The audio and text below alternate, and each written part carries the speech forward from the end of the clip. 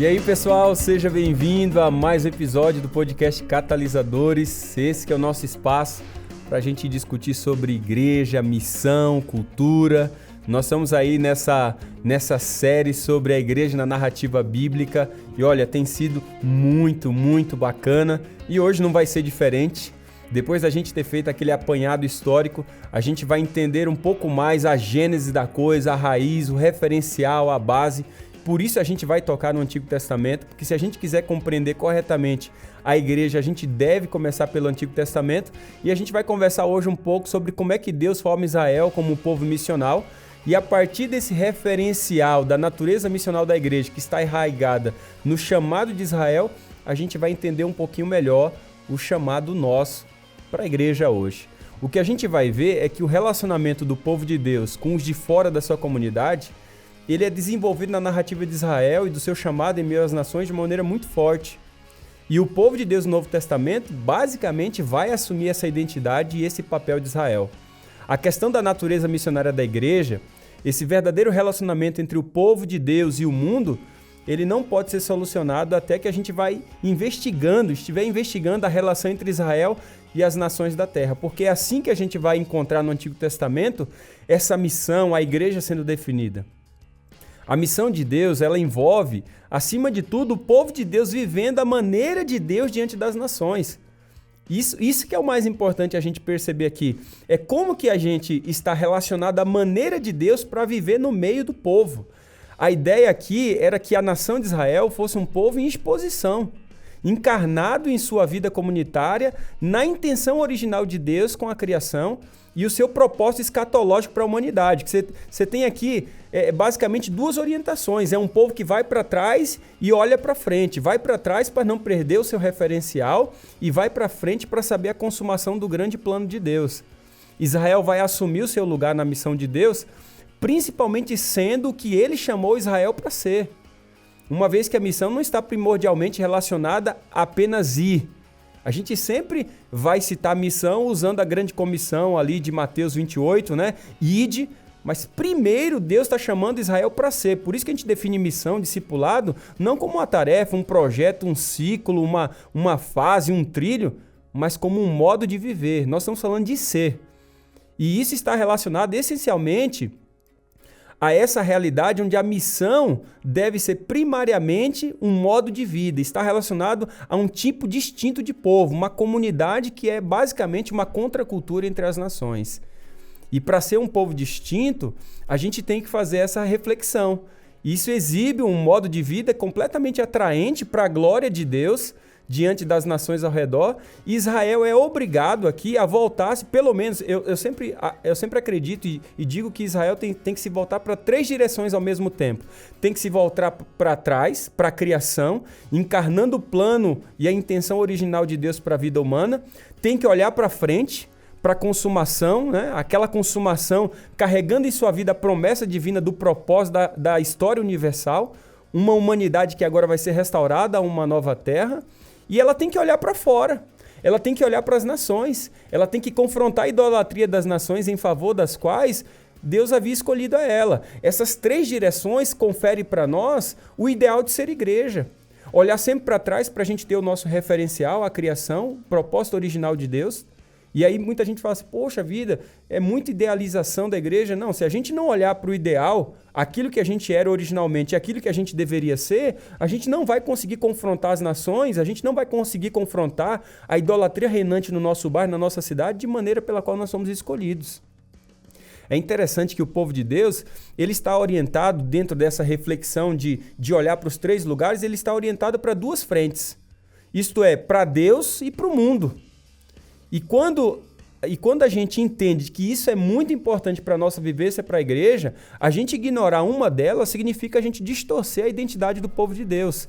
Nunca se esqueça disso. A gente está orientado para Deus e para o mundo. Tem gente que só quer ficar orientado para Deus e com isso perde a relevância no contexto do mundo. E tem gente que quer estar só no mundo e com isso perde a conexão com Deus e vira aqui um liberal total. Aqui a gente tem as forças antagônicas, né? Nem legalismo, nem liberalismo. Nem só o mundo sem Deus, nem só Deus sem o mundo.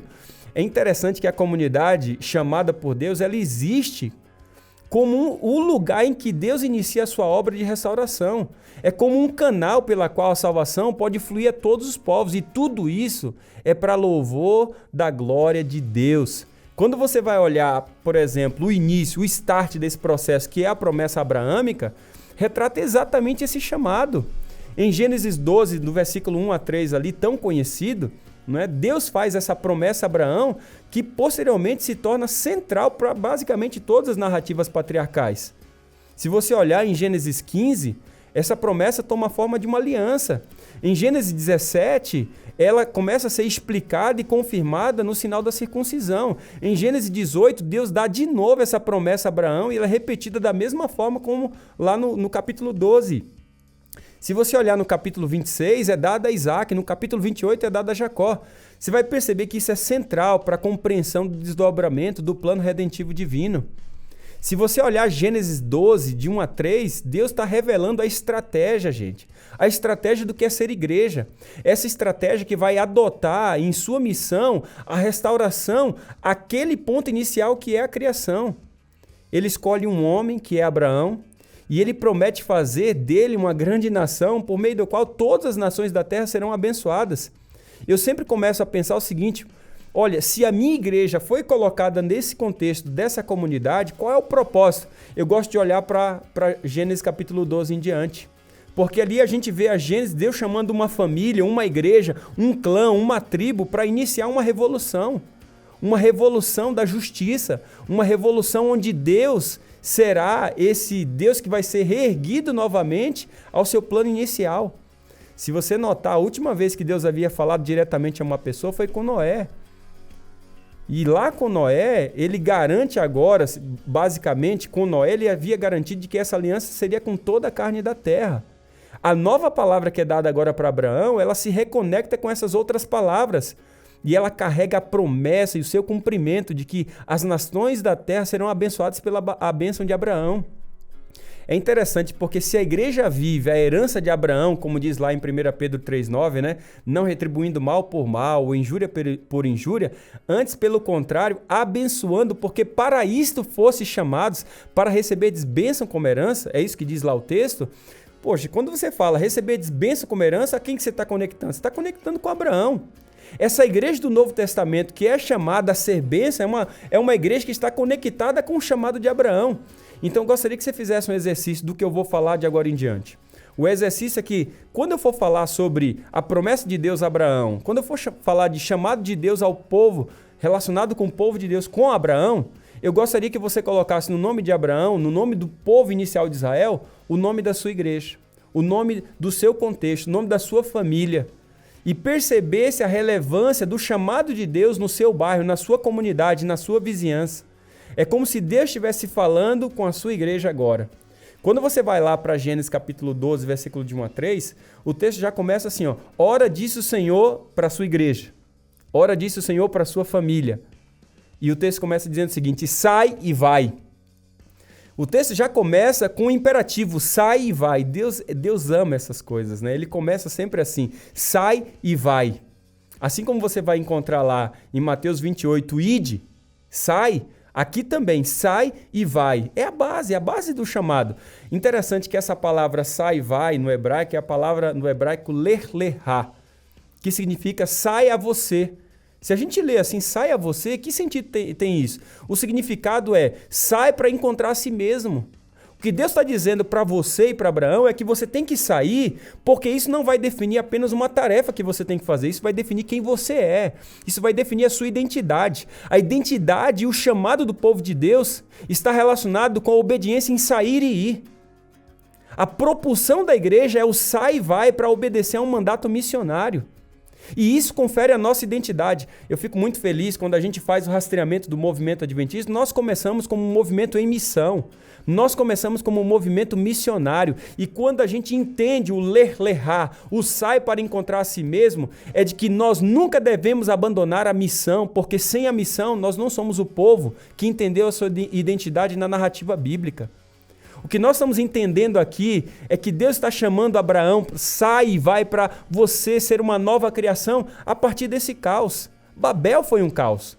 E agora Deus chama Abraão, a partir daquele contexto de Babel, de Babilônia, de Ur dos Caldeus, para sair desse caos, para reencontrar o pacto. Ele diz, sai para uma terra que eu vou te mostrar, sai para ser uma grande nação, sai para que o seu nome seja conhecido, sai porque eu vou abençoar e sai porque você vai ser bênção. Gente, esse termo sair define quem nós somos. Muitas vezes a gente está tão enraizado no vem e fica que a gente esquece do sai e vai. Quando a gente olha para o tanto de sistemas que a gente tem, para o tanto de sistemas de medição que a gente tem, a maior parte deles são fincados no vem e fica, mas Deus está falando o seguinte, eu quero que vocês criem instrumentos para medir o sai e vai. Se eu perguntasse para você, quantos discípulos na sua igreja estão saindo em missão com Deus para fazer mais discípulos? Você sabe dizer quantos são? Se você sabe medir um monte de coisa, mas você não sabe dizer quantos discípulos que fazem discípulos existem na sua igreja, você está encrencado.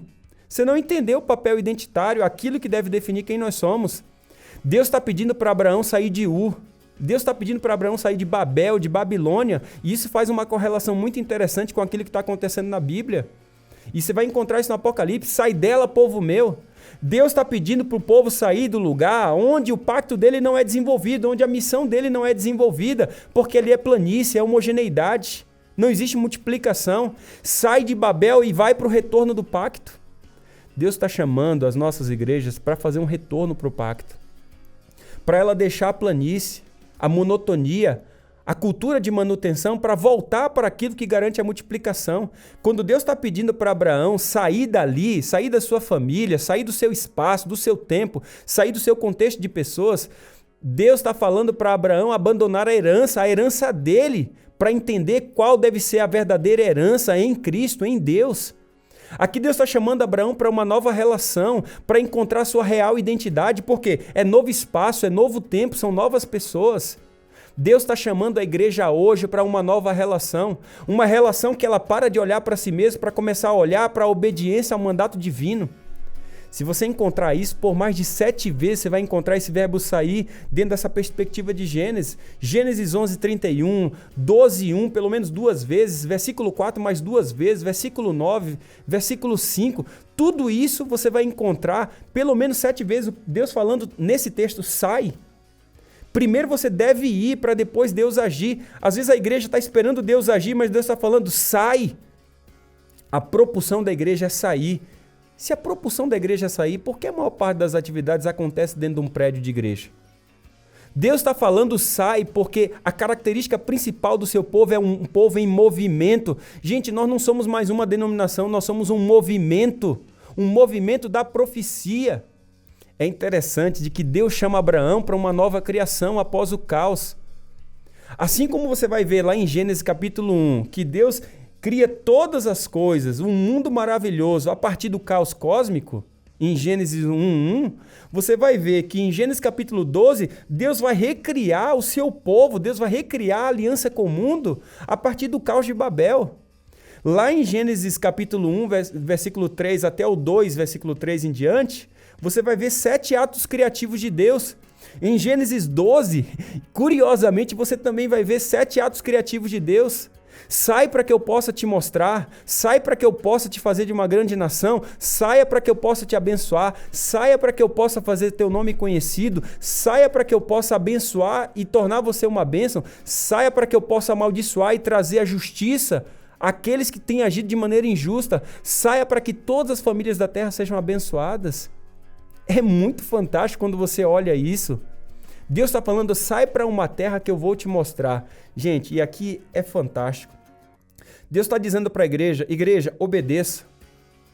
Você talvez não tenha ideia do que vai ser o futuro, mas se você me obedecer em sair, pode ir, porque eu vou te conduzir para um local que eu vou te mostrar. A mesma linguagem você vai encontrar em Gênesis 22:2. O que você tem lá em Gênesis 22:2? O evento do Monte Moriá. A terra que ele vai mostrar a Abraão é o Monte Moriá. A terra que eles abandonaram quando eles foram para a planície de Siná. Foi aquele monte, aquele lugar das montanhas, que era o lugar onde Deus havia criado todas as coisas, onde ali estava o cenário ideal, onde estava o Éden, em todos os contextos. Eles haviam abandonado aquele pacto inicial e foram para a planície. E agora Deus está dizendo, volta, porque eu vou te mostrar de volta o caminho. Eu sei que eu estou falando aqui porque tem muita gente que precisa reencontrar o caminho da igreja. Tem muita gente que precisa reencontrar o caminho da igreja e parar com essa neura de igreja apenas com esse olhar institucional para entender a igreja movimento. Para entender que a igreja é o plano de Deus para esse tempo. A promessa de Deus envolve mais do que um lugar físico. Mas acima de tudo, a redenção espiritual do mundo contido no evento do Monte Moriá. Abraão não sabe onde é a terra, mas ele obedece, ele confia. A terra prometida, gente, é dada por Deus a Abraão e ele não fez nada para merecer, sabe por quê? Porque isso é graça. A vivência da igreja é uma vivência de obediência à missão de Deus e Deus derrama graça sobre a igreja. Deus deu tudo para Abraão sem ele merecer. E lá no Monte Moriá, a graça é especificada com toda a sua força, porque Isaac não morre, o cordeiro morre. Você entende? Deus está falando a Abraão, eu vou te fazer uma grande nação. Seu nome será conhecido. Interessante que Babel queria fazer o seu nome conhecido. Babel queria levantar uma grande nação universal única. É interessante que esse verbo fazer aqui é chave, é um verbo chave. O verbo bará é um verbo chave na narrativa de Gênesis. Quem estuda Gênesis sabe que esse verbo é muito importante. Ele aparece pelo menos 7 vezes na criação. Esse verbo foi usado agora pelos construtores de Babel para descrever as suas atividades e não as atividades de Deus. É como se eles estivessem colocando esse fazer numa instância particular em relação ao seu próprio nome. É como se Babel tivesse ficado no lugar do Criador. Sabe o que Deus está falando com Abraão? Abraão, eu estou te chamando para você restaurar a minha prerrogativa. Porque somente Deus pode fazer, somente Deus é bará. Somente Deus pode dar um nome. É Deus quem faz o povo ser grande e único em contraste com todos os outros povos. Essa igreja só pode cumprir a sua profecia, o seu lugar na profecia, quando ela entende que é Deus quem realiza, é Deus que é o agente da missão. A gente só participa. A gente quer fazer o nome da igreja grande, é Deus quem faz, a gente não vai conseguir fazer. Ele coloca essa igreja nas suas próprias mãos e ele se torna o agente da ação dessa igreja. E o nosso papel é ser participante daquilo que Deus já está realizando no mundo. Deus está falando assim, ó, eu vou abençoar você. Gente, ó, falar de bênção em Gênesis é uma coisa extraordinária. Aparece mais de 88 vezes essa palavra abençoar, abençoar, abençoar. Se você quiser entender a narrativa bíblica, você tem que entender o início. E se o início está dizendo que abençoar é a palavra-chave para a gente entender qual é o nosso propósito, é porque Deus chamou a sua igreja para ser essa bênção na comunidade, essa bênção no seu bairro. O conceito hebraico de bênção é frequentemente associado a essa perspectiva de fecundidade. Você vai encontrar isso desde o capítulo 1.